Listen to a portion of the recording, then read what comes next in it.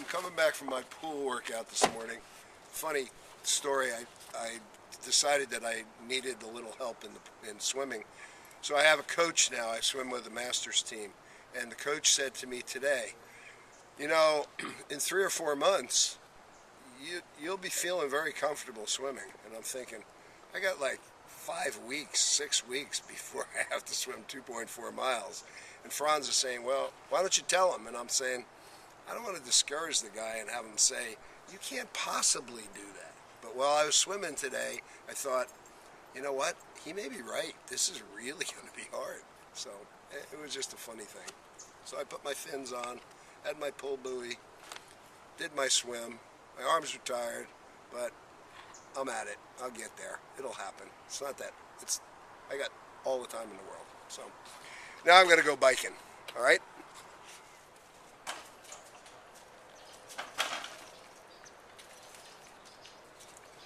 It's a little amazing how the technology's changed from, 26 years ago when I did the Ironman, we still had cages on we didn't have the right shoes, we didn't have any of the things we have today.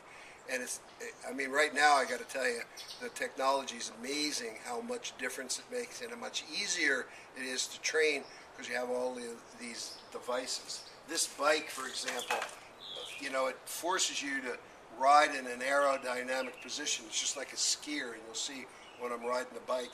But more importantly, you got CO2 cartridges, you got cages on the back of the bike.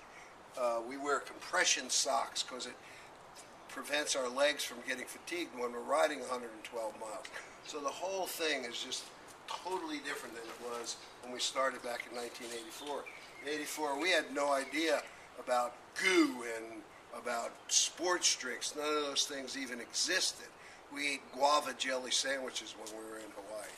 Guava jelly. Who wants a guava jelly sandwich? The bikes used to be a little heavier. Now it's, it's carbon.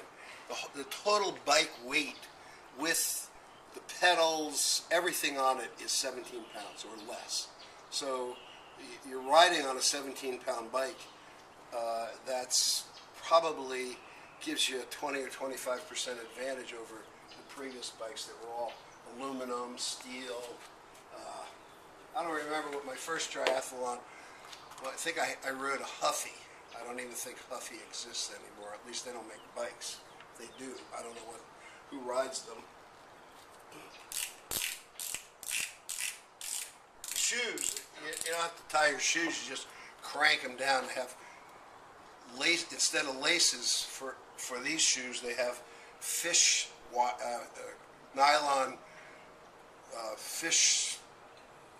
It's the same stuff they use when they go fishing for heavy, for tarpon and things. So you never have to tie your shoes, which is good for triathletes because after a while you get a little brain dead and you can't remember to tie your shoes anyway.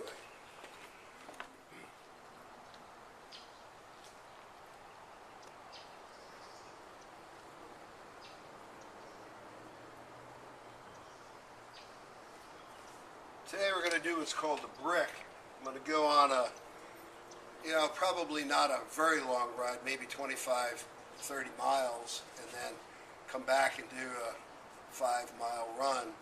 A brick means that we're training to get from the bike to the run, which is a totally different experience. So when you're coming back from a 112-mile bike ride, your legs are kind of different than they will be when you put your running shoes on. So we train by doing bricks occasionally, 1 or 2 days a week, to train our legs to get used to going from a seated position to a riding position.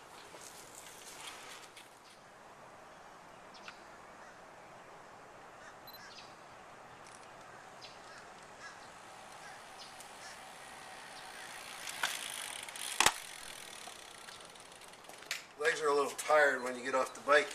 You feel like, you'd love to go for a rest, but you can't do that.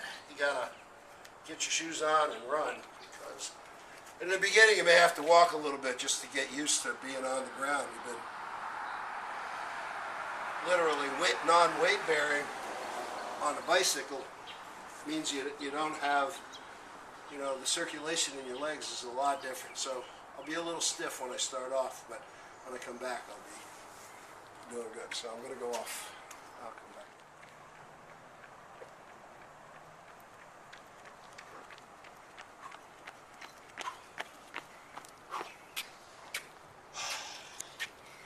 That was fun.